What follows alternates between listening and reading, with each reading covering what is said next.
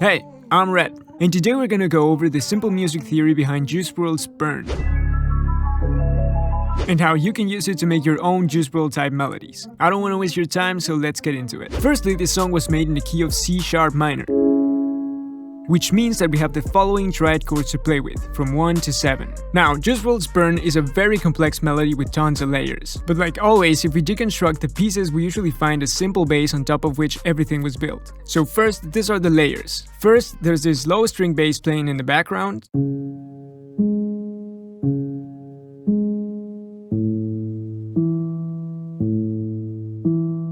Then there's this high-pitched bell sounding thingy.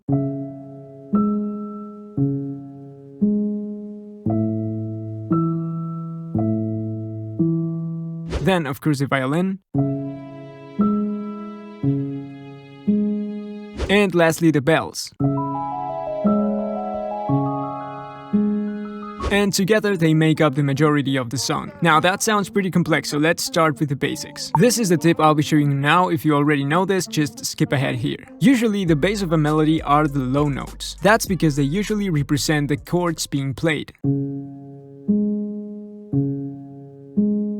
And in this case, you can see that the melody is playing one note here, then one up here, all the way through here. This indicates this whole part might be just one chord. So if we bring these notes back to the beginning, we can clearly see that this note is 7 semitones above this note. Now, if you've been watching these videos for a while, you'll know that the notes that are separated by 7 semitones are usually the root and the fifth of a triad chord. And if you compare this with the scale, you'll see that all of these notes are roots and fifths, except for this last part, which makes it pretty easy to complete the chord progression. All you have to do is see whether the third fits 3 or 4 semitones above the root in your scale.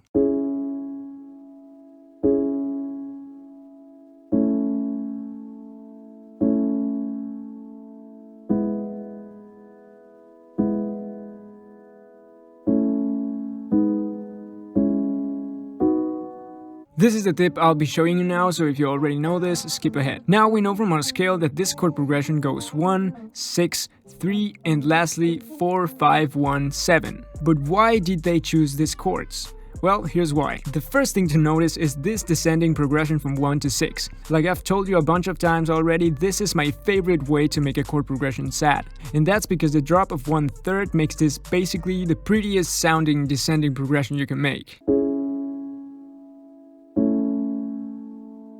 By drop of 1/3, I mean this space between this root and this root. This is a third. Chords that share notes between them like this make for great voice leading, which help make this sound pleasing to the ears while also sounding sad. By voice leading, I mean how big of a jump the individual note lines are making between chords. You usually want to keep that jump as small as possible. The second thing to note is this 6 to 3. Again, we're going for a nice descending voice leading here, which means the notes are not making big jumps. And to accomplish that, this chord is not in root position, it's actually inverted, meaning that these two notes were originally 1 octave higher, but for the sake of nice voice leading, we move them. This is a common trick in music and it helps smooth out chord progressions. This is it without the inversion.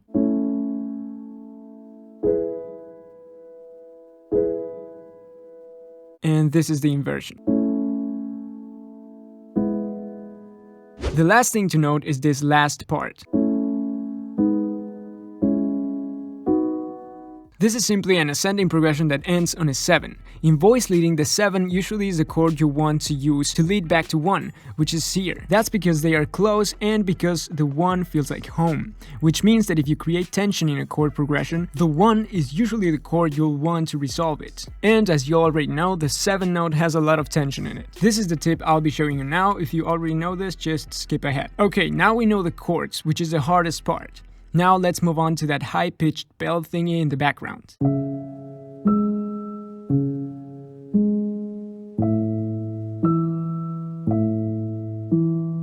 This is a simple choral top melody. By that I mean pretty much every note in here is simply a copied note from the chords below it. Top melodies tend to use these choral notes on downbeats. It simply makes them sound good, which makes the whole progression sound good too. By downbeats I mean these ones, 1 and 3. The upbeats are the 2 and 4, which aren't as important. That's why you want nice choral notes on downbeats, because otherwise they would stand out too much, and in this type of beats you don't want that. And it's pretty much the same situation with the violin.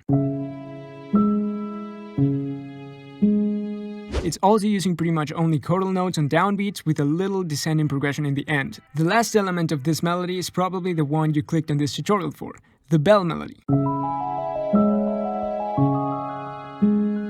This bell is clearly made of a descending then ascending diatonic note progression. I have 3 main points on these bells I think are important. The first thing you should remember is our chordal note tip. I said that you usually want to add chordal notes on downbeats and non-chordal on upbeats. Well, this melody follows that. This E is chordal, this G is a chordal note, and this C sharp also, and so on. The second thing is that this melody is not on your usual grid. This melody was made on a 1/3 beat grid, meaning that for every beat there are now 3 notes instead of 4. This grid helps bring home the spacey, outworldly vibe this song has. And lastly, the whole progression is making a wave-like motion. By that I mean the notes go down, then up, and then back home. So keep those 3 things in mind for later. Now that we have the melody deconstructed, we can start using those tips to make our own. This is the tip I'll be showing you now. If you already know this, skip ahead. Now, we already know what to look for in this chord progression. So first, choose a scale. I'll be using the A sharp minor. Now let's start with the simple 1 to 6.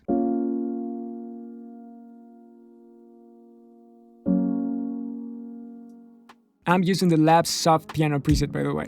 Now, we know that we want to keep this going down, and we also would like to repeat the notes if possible to make the voice leading sound smooth. So our 6th stride chord has in it a 6th scale degree, a 1 and a 3. Since we already used the 1 here and we're now using the 6, I'm gonna go for the 3. And to smooth out the voice leading even more, I'm going to invert it. Lastly, I'm using the same trick again to add a 5 chord. This chord is good because the 5 is the chord with the most tension to it, which will sound good once we loop right back to 1 to resolve that tension.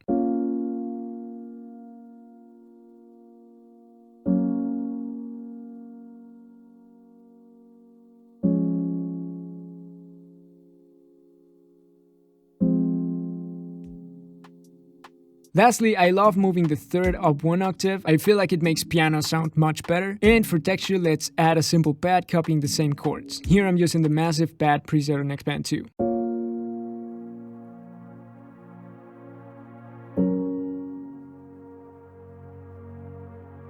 Now let's move on to tip number 5. For the violin, I'm going to, like we said, add a series of chordal notes on downbeats. I'm also adding the little descending portion at the end so that there's more tension right before we loop right back to tonic. Here I'm using the solo violin preset on Expand 2.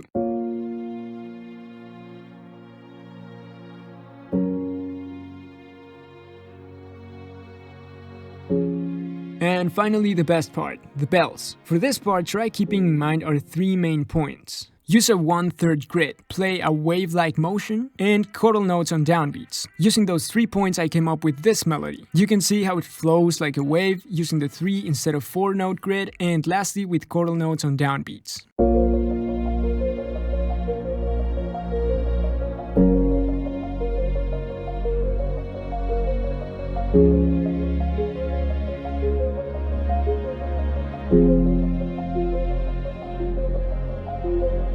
To make that bell sound, I used the Music Box preset from Omnisphere and mixed it together with the bell one-shot I had. Now let's move on to the last tip. For that we need some sound effects,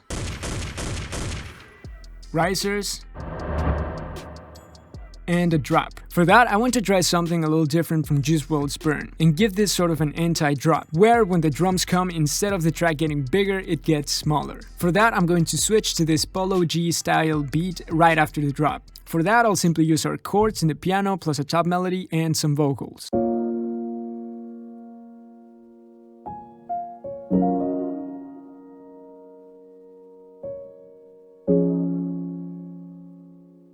If you want to learn more about this style, there's a Polo G tutorial in my channel that explains it in detail. And with that, the beat is pretty much done. If you want to use this melody loop for free, there's a download link in the description. Use it however you want, just credit me if you end up uploading it. If you want to see more music theory videos, there's a bunch on my channel already and more coming every week. Let me know which song I should do next, and with that said, here's the final beat. See ya.